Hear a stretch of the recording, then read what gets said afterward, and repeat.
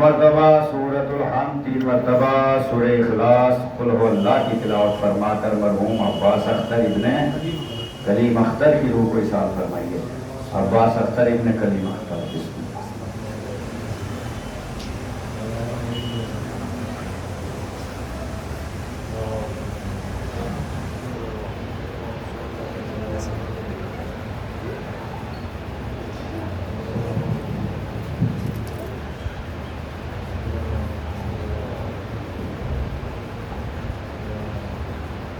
اس سورہ فاتحہ کا ثواب شہداء کربلا 14 معصومین علیہ السلام کے وسیلے سے مرحوم عباس اختر ابن کلیم اختر کی روح کو ایصال ہو۔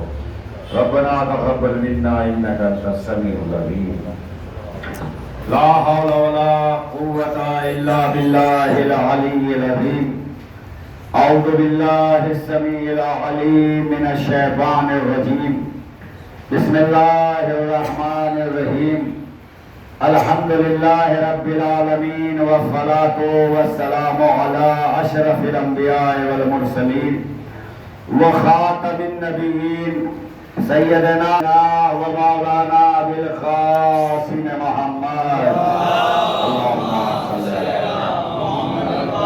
وآل بیتہ الطیبین الطاہرین المعصومین المظلومین ولعنت اللہ علی اعدائہم اجمعین۔ اما بعد فقط قال حق سبحانہ وتعالی فی حکیم۔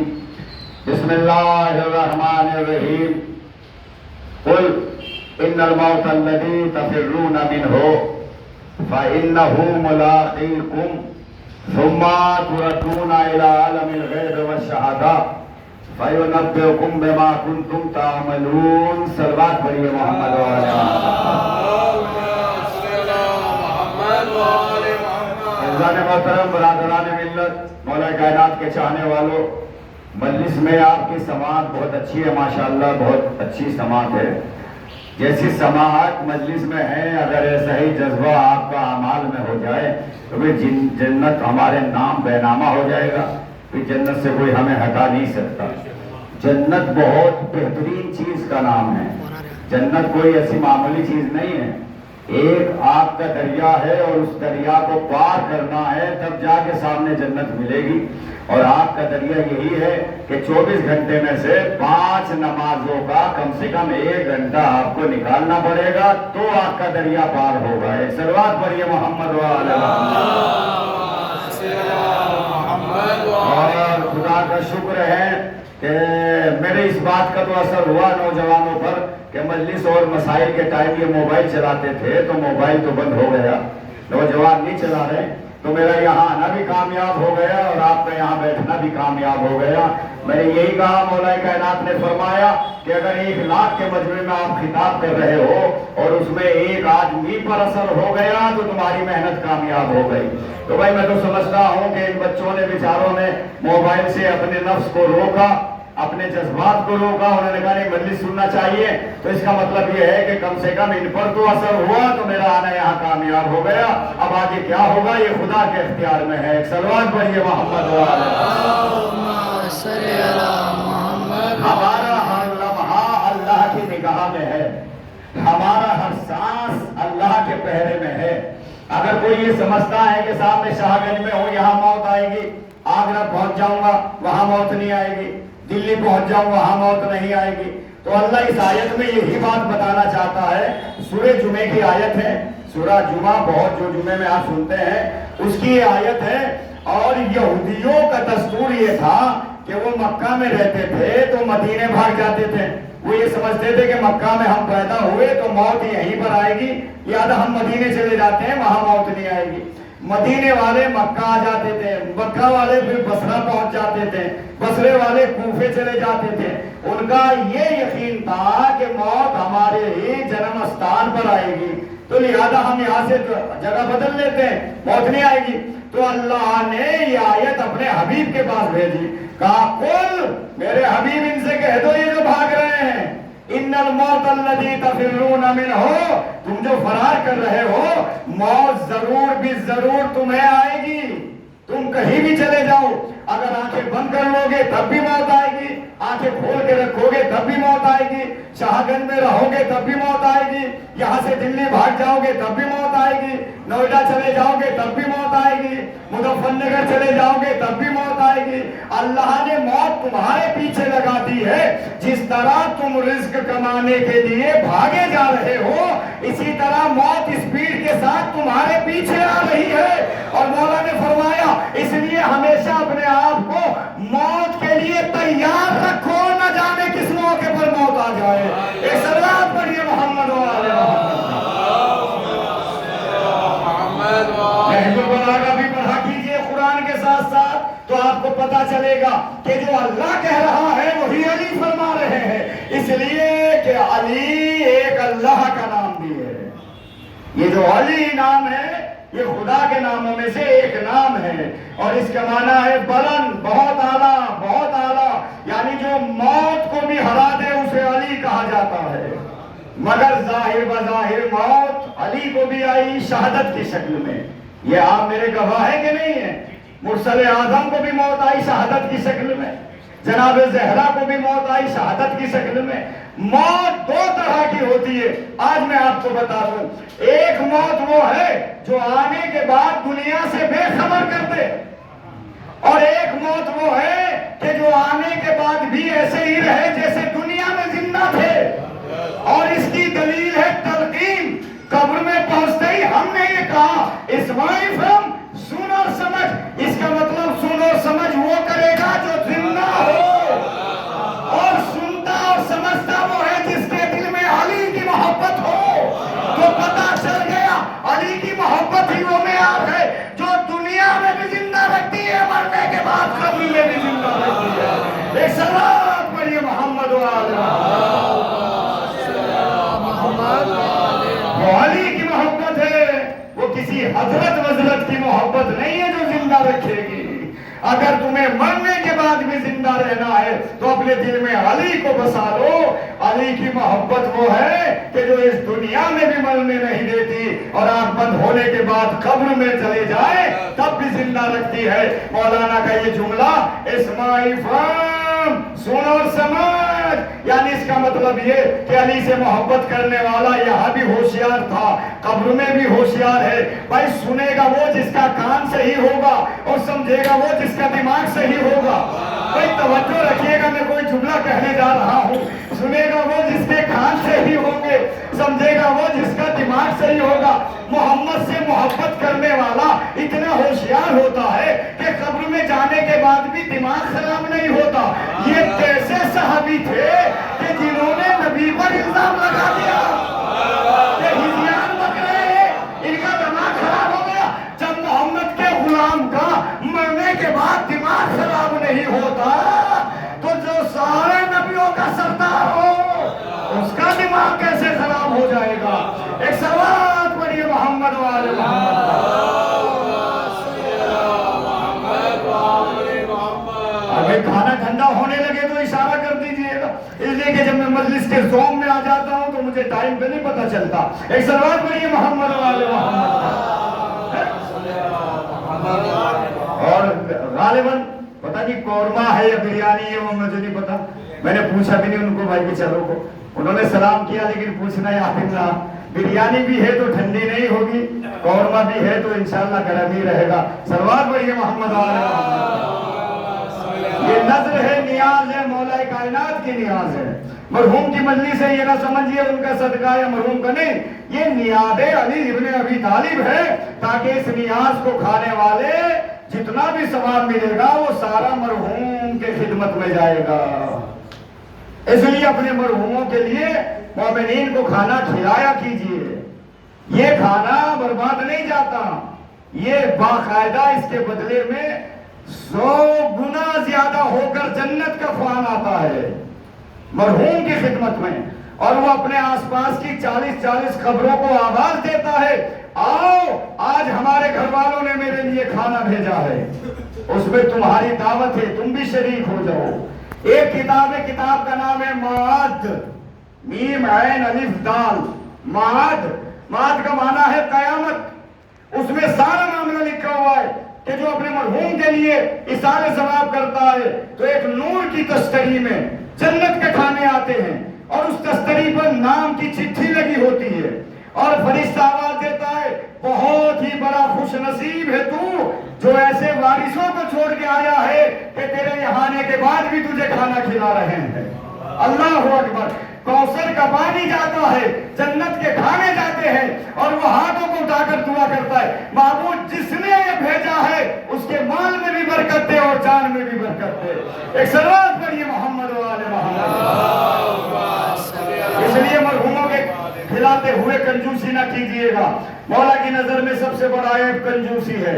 کنجوسی وہ ہے کہ پیسہ ہے مومنین کو نہیں کھلاتا، پیسہ ہے پڑوسی کو نہیں دیکھتا، پیسہ ہے قوم پہ خرچ نہیں کرتا، پیسہ ہے مسجد پہ خرچ نہیں کرتا، ورنہ یہ مسجد اس حال میں نہیں ہوتی۔ پیسے والے بھی یہاں لوگ ہیں، ان پیسوں کا بیکار معاملہ ہے کہ جو نہ مسجد میں لگائے نہ امام باڑے میں لگائے۔ آپ چل کے دیکھیے ایسی بستی میں دکھاؤں کہ جہاں پر مزدور ہے مگر مسجد و امام باڑے شاندار بنا کے رکھتے ہیں۔ کیوں؟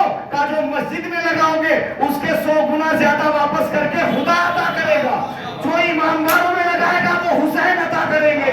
یعنی دونوں طرف ہاتھ مان لیجئے، ایک طرف اللہ سے لے لو ایک طرف امام حسین سے لے لو۔ ایک صلوات پڑھیے محمد و آل محمد۔ مگر نہیں لگاتے، کنجوسی ہے، اپنے اوپر بہترین لباس پہن کے چلیں گے، زبردست کلف والا لباس، مٹی نہ لگ جائے دھول نہ لگ جائے، زبردست 12-13 ہزار روپے کا جوتا پہن کے چلیں گے اور شادی میں جائیں گے تو بڑے اکڑ پھگڑ کر کے جائیں گے۔ میں کس لیے کر رہا ہے کہ بہترین کپڑا جوتا پہن کے آیا ہوں تو اپنی ذات پر ہی تو خرچ کیا ہے۔ کمال تو تب ہوتا جب اللہ کی راہ میں خرچ کرتا۔ بھائی جو تو نے 12,000 کا جوتا پہنا ہے یہ 1200 روپے کا بھی ہو سکتا تھا، اور جو 9 گنا زیادہ بچا تھا وہ اپنے پڑوسی کی مدد کر کے آتا تو اللہ بھی خوش ہوتا، مولا علی بھی خوش ہوتے، اور وہی مومن ہے جس سے اللہ بھی راضی ہو، امیر المومنین بھی راضی ہو۔ صلوات پڑھیے محمد و آل محمد۔ معمولی لباس پہن لیجئے، آپ کو کوئی گالیاں دے گا، آپ کو کوئی شادی میں نہیں آنے دے گا۔ کیسا لباس پہن کے آئے ہو؟ ہمارے یہاں شادی میں نہ ہو۔ نہیں، ارے ہم گئے منسٹروں کی شادی میں، ہم سادہ لباس میں گئے، بالکل اس میں پہن کے گئے، ایک دم جبہ پہن کے گئے، ٹوپی امامہ لگا کے گئے، ہمیں تو بہت زیادہ عزت ملی۔ آئیے تشریف لائیے بیٹھیے، تو اس طریقے سے عزت ملی ہے۔ اس کا مطلب یہ ہے کہ عزت لباس سے نہیں خریدی جاتی۔ ارے میں نے بہت بڑا جملہ کہا ہے، سمجھدار کے لیے بڑا جملہ ہے اور نہ سمجھ کے لیے تو کچھ بھی نہیں ہے۔ عزت نہ لباس کی ہوتی ہے، عزت نہ جوتے سے ملتی ہے، نہ پگڑی سے ملتی ہے، وہ تو عز و منتشا، وہ تو ذل و منتشا بے دکل ہے۔ اللہ عزت دینے والا ہے، اللہ ذلیل کرنے والا ہے، مگر کس لیے کرے گا کہ اگر اعمال اچھے ہوں گے تو اللہ عزت عطا کرے گا، اگر اعمال خراب ہوں گے تو اللہ ذلیل کر دے گا۔ ایک سوال پڑھیے محمد آل محمد پر۔ عزت لباس سے نہیں ہوتی۔ اگر کسی کے دماغ میں یہ ہو تو دماغ سے نکال دو کہ عزت لباس سے ہوتی ہے، نہیں لباس سے نہیں ہوتی۔ اگر عزت لباس سے ہوتی تو فرعون سے بڑا لباس کون پہنتا تھا؟ موسیٰ بیچارہ غریب ایک لاٹھی لے کے چلتا تھا، غریب جبہ پہنتا تھا، کہیں سے پھٹا ہوا کہیں سے دھول لگی ہوئی، اور فرعون سونے کا لباس پہن کے تخت پر بیٹھتا تھا۔ تو عزت کسے ملی؟ موسیٰ کو، فرعون کو نہیں۔ جس کو اللہ غرق کر دے اسے عزت تھوڑا ملی ہے، جسے اللہ دریائے نیل سے محفوظ نکال دے وہ عزت دار ہے۔ اب ذرا بتائیے گا اگر لباس سے عزت ہوتی تو فرعون کو عزت ملتی، نمرود کو عزت ملتی، شداد کو عزت ملتی، ابو جہل و ابو لہب کو ملتی، ابو سفیان کو ملتی، مگر نہیں، عزت موسیٰ کو ملی یا ابراہیم کو ملی یا محمد مصطفیٰ کو ملی یا علی مرتضیٰ کو ملی یا فاطمہ کو ملی یا حسن و حسین کو ملی۔ اسی طریقے سے دیکھتے جائیے گا تو پھر عزت ملنے کا ذریعہ کیا ہے، عزت کس کارن ملتی ہے؟ تو اللہ نے کہا اخلاق اچھا بنا لو عزت دوں گا، کردار اچھا بنا لو عزت دوں گا، عمل سدھار لو عزت دوں گا، اور دل میں علی کو بٹھا لو عزت دوں گا۔ اگر یہ نہیں ہے تو عزت نہیں ہو سکتی، چاہے 1 لاکھ کا لباس پہن لو چاہے 10 لاکھ کا جوتا پہن لو۔ ایک صلوات پڑھیے محمد و آل محمد۔ سچ نہ ہو تو مجھے ممبر سے اتار لیجیے، مجھے برا نہیں لگے گا۔ اگر بات سچ ہے تو عمل کرنے کی کوشش کیجئے گا۔ آج مرحوم کے سال ثواب کی مجلس ہے، اور آج کی رات وہ رات ہے جسے شب قدر کہا جاتا ہے۔ تو انشاءاللہ 10 بجے اعمال شروع ہوں گے، پہلے شب قدر کی نماز ہوگی، پھر یہ اعمال ہوں گے، اس کے بعد قضا نمازیں ہوں گی۔ 2 دن کی قضا نماز کے بعد بریک ہوگا، کھائیے پیئے مزہ کیجئے، سگریٹ پیجئے، اور جو کھائیں گے وہ ساتھ میں مولانا کو بھی شریک رکھیے گا۔ بہت سی جگہ میں نے دیکھا مولانا حجرے میں چلے گئے، پوری قوم نے کھا لیا، بعد میں مولانا یاد آئے کہ مولانا بھی تو ہے، صلوات پڑھیے محمد و آل محمد۔ یہ بہت سی جگہ ہوا کہ بھئی یار مولانا تو رہی گئے، سارا کھا پی لیا، جو بچا وہ مولانا کی خدمت میں پیش کر دیا، بیچارہ کتنا کھائے گا آدمی۔ تو لہذا اس طرح نہیں، جو اپنے رہبروں کو بھول جاتا ہے وہ قوم عزت کھو دیتی ہے، اور جو رہبروں کو عزت کرتا ہے، رہبروں کو یاد رکھتا ہے، وہ قوم آگے بڑھ کے چلی جاتی ہے۔ ہمارا ہندوستان آزاد نہ ہوتا اگر مہاتما گاندھی کو رہبر نہ بناتے، بھائی ہے نا، ایک ذریعہ بنتا ہے، وسیلہ بنتا ہے۔ تو عزیزان محترم بس بات کو ختم کر دوں، حالانکہ دیر تھکی ہوئی ہے، ٹھنڈی تو نہیں ہوگی، مگر میں بھی بات کو ختم کر دوں کہ کہیں ایسا نہ ہو کہ بھی اعمال میں لوگ نہ آئے کہ مولانا نے تقریر شروع کر دی تو سارے اسی میں نکل جائے گا ٹائم۔ تو اس لیے عزیزان محترم بہت بہت شکریہ آپ کا یوں ہے کہ آپ بڑے سکون اور شانتی کے ساتھ سنتے ہیں، اور جو جملہ واہ کہنے کا ہوتا ہے اس کو سبحان اللہ کہتے ہیں، کہنا چاہیے۔ کیوں؟ اس لیے کہ وہ پڑھنے والے کا حق ہوتا ہے۔ اور جناب زہرا کی حدیث کے مطابق کہ جو ہمارے فضائل پر، شہزادی معصومہ فرماتی ہے کہ جو ہمارے فضائل پر سبحان اللہ کہہ دیتا ہے تو وہ یاد رکھیے گا کہ پروردگار اس سبحان اللہ کو 70 رکعت نماز سے بہتر مانتا ہے، اور جو ہاتھ اٹھاتا ہے تو خدا بس اس ہاتھ کو آل محمد کا محتاج رکھتا ہے، ورنہ کسی ظالم کا محتاج نہیں کرتا۔ عزیزان محترم، شہادت کی موت اور انجانے کی موت، یہ 2 موت ہوتی ہے۔ ایک بھائی نے ہمارے کہا، مسلمانوں نے، ہم نے کہا موت کے بعد فاتحہ پڑھتے ہو؟ اور کہا نہیں جی، ہمارا عقیدہ تو یہ ہے کہ مر گیا اب اسے کچھ نہیں پہنچے گا۔ اللہ اکبر، جبکہ رسول اللہ نے فرمایا ہے کہ خبردار قبرستان میں جا کر اپنے مرحوموں کو فاتحہ پڑھا کرو، اور جو تمہاری دعا پوری نہیں ہو رہی اپنے ماں باپ کی قبروں پر جا کر ان کے وسیلے سے دعا مانگو تو اللہ پوری کرتا ہے۔ یہاں تک کا لکھا ہوا ہے۔ اپنے مرحوموں کو یاد رکھیے، اعمال میں، مجلس میں، سورہ فاتحہ میں اگر کچھ بھی کھانے کو نہ ہو تو ایک گلاس پانی رکھیے، اس پر سورہ فاتحہ پڑھیے، تو وہ حوض کوثر کا پیالہ ان کی خدمت میں جائے گا کہ آپ کے وارثوں نے یہ آپ کے لیے بھیجا ہے۔ اللہ اکبر، ہم تو یہ بھیجتے ہیں مگر دیکھیے ہمارے سامنے معصوموں کی مصیبت بھی موجود ہے۔ بس میں نے بات کو تمام کیا۔ ابھی ایک معصوم اور پہلے امام ابو طالب کے بیٹے کی شہادت ہوئی، آپ نے بھرپور ان کو پرسہ دیا۔ جناب زہرا مجلس میں آتی ہے، ہر مجلس میں جناب زہرا آتی ہے، اپنے چاہنے والوں کے آنسوؤں کو لینے آتی ہے، اور ایک ایک کے پاس رومال لے جاتی ہے۔ اے میرے چاہنے والوں، اس رومال میں آنسو دے دو۔ کیوں شہزادی؟ کہا یہ آنسو میرے حسین کے زخموں کا مرہم بنتے ہیں، میرے علی اکبر کا مرہم بنتے ہیں۔ ادرکم اللہ، ایک جوان بھائی کی مجلس ہے اور حسین کے ساتھ بچے بھی ہیں، جوان بھی ہے۔ علی اکبر 18 سالہ حسین کا جوان، اللہ اکبر، آنسوؤں کے ساتھ اور آوازوں کے ساتھ رونا چاہیے، شرم کر کے نہیں رونا چاہیے۔ ارے معصوموں کا تذکرہ، ایسی شہادت کسی کو نہیں ملی ہے۔ حسین اپنے جوان بیٹے کو دیکھتے، بابا اب میں میدان میں جانا چاہتا ہوں، بابا صبح سے دیکھ رہا ہوں جو گیا واپس نہیں آیا، میں بھی شہید ہونا چاہتا ہوں۔ حسین نے اپنے بیٹے کو سوار کیا اور کہا، علی اکبر جب تک جانا پیچھے مڑ کے دیکھتے جانا۔ کیوں بابا؟ بیٹا تم جوان ہو، تیرا باپ بوڑھا ہے، تم کیا سمجھے گا؟ علی اکبر دیکھتے جاتے ہیں۔ ایک مرتبہ واپس آئے، بابا پیاس لگ رہی ہے، حسین نے انگوٹھی نکالی، علی اکبر کے منہ میں رکھے، بیٹا انگوٹھی کو چوستے رہنا۔ میں نے سارے مصائب چھوڑے، علی اکبر جا رہے تھے، کسی شقی نے برچھی سے وار کیا، علی اکبر کے گلے سے بلکی، گھوڑے پر ڈگمگانے لگے، بابا آخری سلام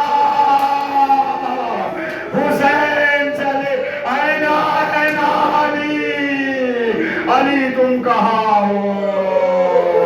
بابا میں یہاں ایڑیاں رگڑ رہا ہوں۔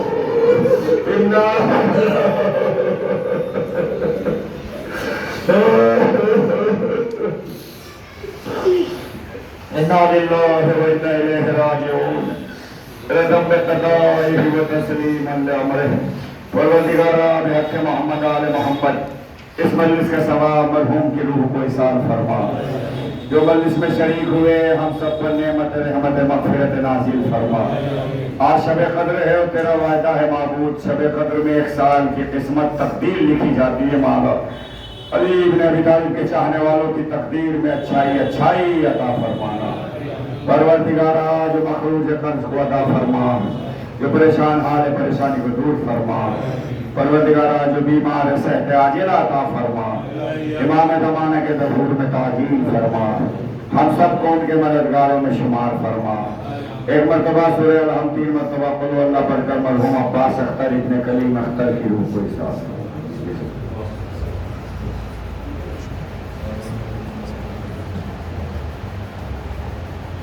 غیر المغضوب علیہم